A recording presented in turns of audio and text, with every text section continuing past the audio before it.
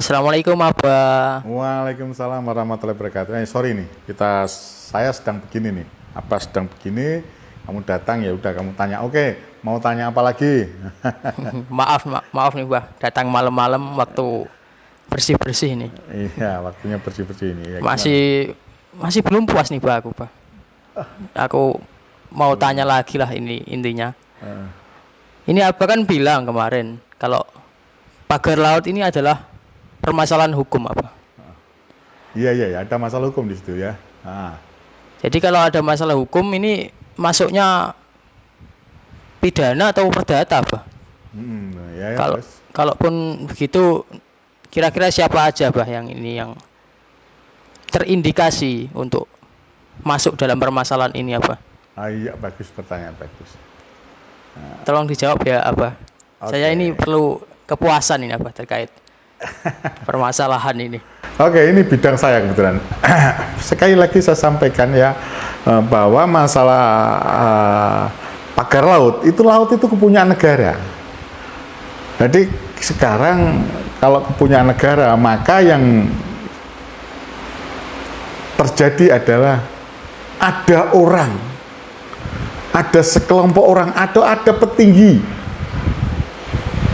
ada yang bertanggung jawab berhubungan dengan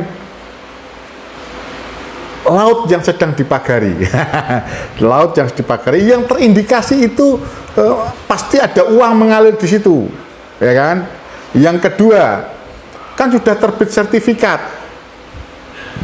Nah, atas terbitnya sertifikat ini atas barang negara, maka ada yang dirugikan, dalam hal ini negara. Nah, di sini saya melihat ada pidana korupsinya. Karena sepertinya patut saya duga ini ada jual beli, ada uang yang keluar, ada gratifikasi untuk mempengaruhi kebijakan para penyelenggara negara, aparatur penyelenggara negara, mungkin dari kepala desa, ya kan, camat, bupati, atau mungkin sampai ke kementeriannya. Bahkan yang jelas BPN dalam hal ini perlu diperjelas ini ada apa. Dan ini tidak mungkin kalau tidak ada cawe-cawe dari atas. BPN itu sangat tahu kalau itu tidak bisa diterbitkan sertifikat, tapi kok bisa terbit sertifikat, dan ini siapa di belakang kejadian ini. Maka saya sampaikan bahwa kalau perdata mungkin akan ada tuntutan perdata dan sebagainya, tapi negara biasanya tidak menuntut perdata, tapi kerugiannya sudah masuk dalam bagian dari tuntutan mereka, atau nanti kalau pengadilan memutuskan ada kerugian negaranya berapa jumlahnya, itu akan sampai pada putusannya. Tapi yang jelas ini ada korupsinya,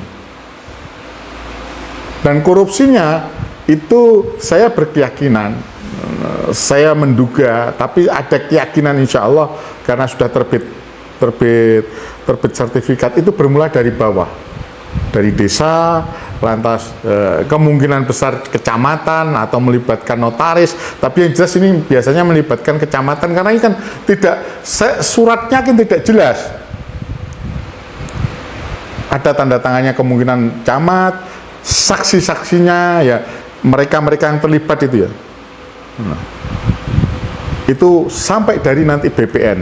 Kalau ada kemungkinan besar ada yang di atasnya. Ini ada korupsi di dalamnya. Di dalam jual beli, dalam penerbitan sertifikat itu saya yakin ada uang yang mengalir di sana yang membuat miliknya negara, dalam hal ini laut, bisa terbit sertifikat, dan itu tidak mungkin gratis.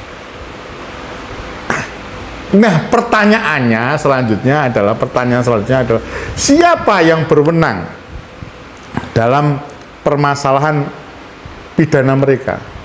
Yang jelas yang berwenang adalah polisi, jaksa, dan KPK. Saya berharap ini kalau benar-benar mau diselesaikan, mau ditegakkan hukum setegak-tegaknya, maka KPK harus turun mulai dari sekarang. KPK harus turun mengusut dugaan korupsi. Kalau saya sudah bilang korupsi yang ada di dalamnya.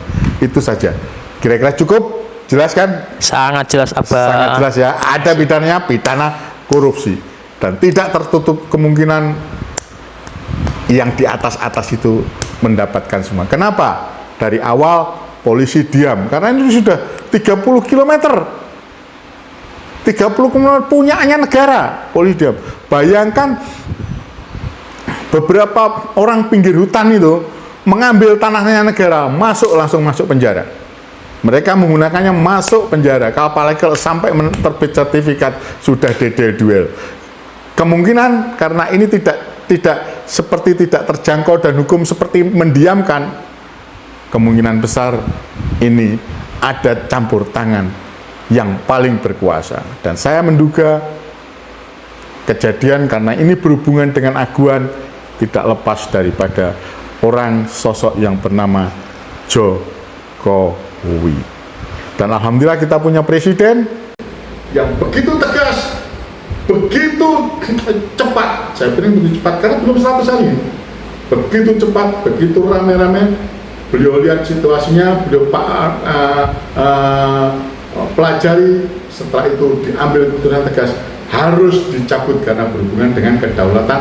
Dan kalau berhubungan kedaulatan, sekali lagi yang berbicara adalah tentara. Dan sekali lagi saya ingatkan, untuk masalah kepada Pak Menteri KKP ini, Pak Sakti Trenggono, Pak Sakti Trenggono, itu sudah cukup, buktinya sudah cukup. Ada warga yang tahu ada kejadiannya, ada warga yang tahu, bisa disorting dan sebagainya, bisa dilihat, semuanya melihat buktinya dan semua gambarnya sudah terekam cukup jelas. Dan karena itu mengganggu Pak Trenggono, karena itu mengganggu kehidupan nelayan, maka itu dibuka semuanya oleh Pak Prabowo. Karena itu benar-benar mengganggu rakyat, maka harus segera dibersihkan.